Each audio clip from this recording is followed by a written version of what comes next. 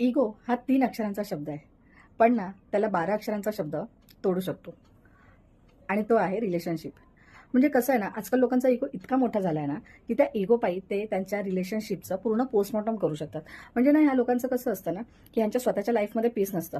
पण त्यांना आहे ना दुसऱ्यांच्या नात्यावरती फुल्ली अॅनलाईज करायचं असतं. म्हणजे हा असाच आहे, तो तसाच आहे, ती तशीच वागते, ही अशीच वागते. तुम्हाला काय करायचं आहे? तुम्ही CID आहात का? म्हणजे तुम्ही रिलेटिव्हज आहात की ब्रेकिंग चॅनल न्यूजचे? मला हेच कळत नाहीये. म्हणजे ह्या अशा लोकांचं आहे ना, कसं असतं, की स्वतःचा संसार त्यांना सांभाळायचा नसतं. पण आहे ना, त्यांना दुसऱ्यांच्या नात्यावरती फुल्ली अॅनलाईज करायचं असतं. त्यांना त्यांचं एक्सपर्ट ओपिनियन द्यायचे असतात. पण मला हे कळत नाहीये, तुम्ही तुमचा संसार बघा ना, तुम्ही तुमच्या संसारात खूप हिट आहात का? म्हणजे तुमचं खूप चांगलं चाललंय का? स्वतःचं काय चाललंय आधी ते बघा ना. आणि ही जी अशा ॲटिट्यूडची जी लोकं असतात ना, ती आयुष्यामध्ये एकटी राहतात. पण तरी पण ती बदलत नाही. कारण दुसऱ्यांच्या संसारावर आणि दुसऱ्यांच्या नात्यावर बोलणं हा त्यांचा नॅशनल हॉबी झालेला असतो. खरंच.